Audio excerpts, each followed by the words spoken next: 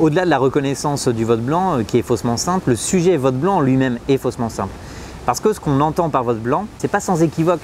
Il y a par exemple beaucoup de gens qui votent nul et qui pensent avoir voté blanc. Par exemple des électeurs en 2017 qui ont mis leur bulletin Mélenchon ou Fillon au second tour dans l'urne, disent après sans doute avoir voté blanc alors qu'on les a comptés comme des votes nuls. Derrière la distinction légale vote blanc, vote nul se cache bien plus de complexité, de diversité.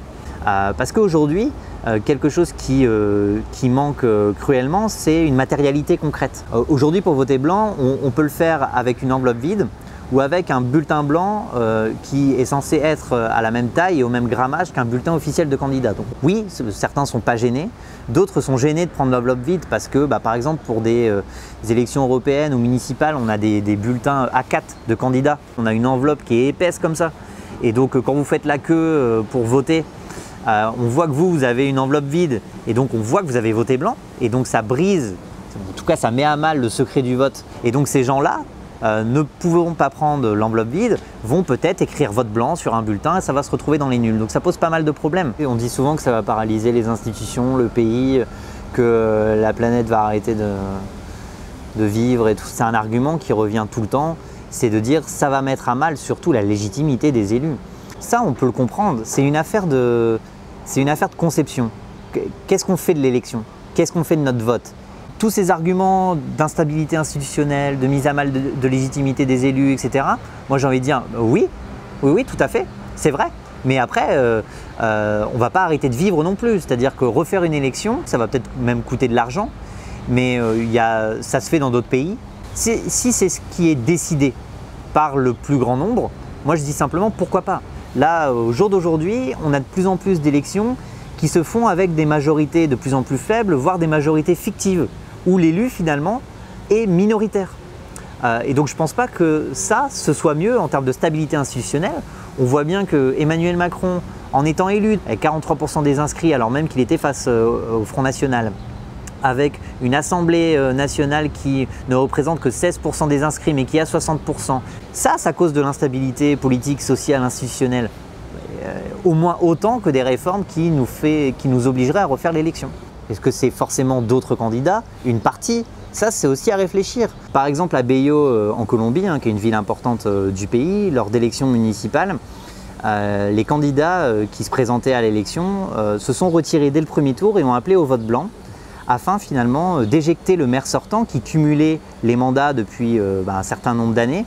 Et donc tous les candidats ont décidé, puisque le vote blanc là-bas y est comptabilisé dans les suffrages exprimés, d'appeler au vote blanc afin que ce maire puisse ne plus se représenter. Et donc après, une élection s'est refaite sans le maire sortant et avec les autres candidats.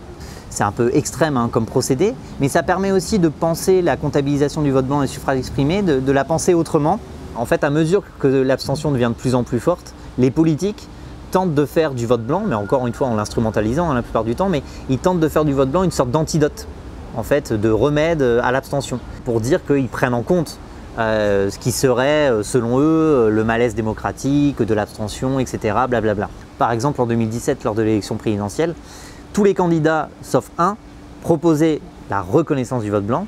Alors, pour autant, il y en avait très peu, je crois qu'il y avait que Mélenchon qui donnait des modalités pratiques, les autres pas du tout. Et le seul candidat qui ne proposait pas la reconnaissance du vote blanc, c'était Emmanuel Macron, évidemment. Donc il n'y a pas de hasard. À mesure que j'ai travaillé sur le sujet et fait mes recherches, je me suis aperçu que le sujet reconnaissance du vote blanc n'était pas aussi simple. On peut mettre derrière cette expression tout un tas de dispositifs différents. C'est-à-dire que ils sont comptés dans les suffrages exprimés, mais même s'ils sont majoritaires, c'est le candidat qui a le plus de voix qui est élu. À l'inverse, quelque chose d'encore plus contraignant que finalement le vote blanc à partir de 30% des suffrages exprimés fait qu'on refait l'élection. On pourrait mettre en place un dispositif de siège vide. Il y a tout un truc, plein de dispositifs qui peuvent être imaginés. Et donc quand on entend reconnaissance ou prise en compte du vote blanc, il faut se méfier. Ça peut même desservir ceux qui le prônent.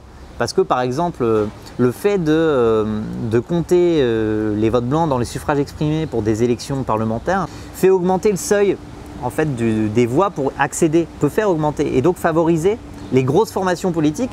Ce qui est intéressant avec votre projet de pétition et de projet de loi, c'est que pour une fois, si j'ose dire. Il y a du détail, c'est-à-dire qu'on comprend tout de suite ce qu'on entend par reconnaissance du vote blanc. Depuis une dizaine d'années, elle est surutilisée même, pour ne pas dire instrumentalisée.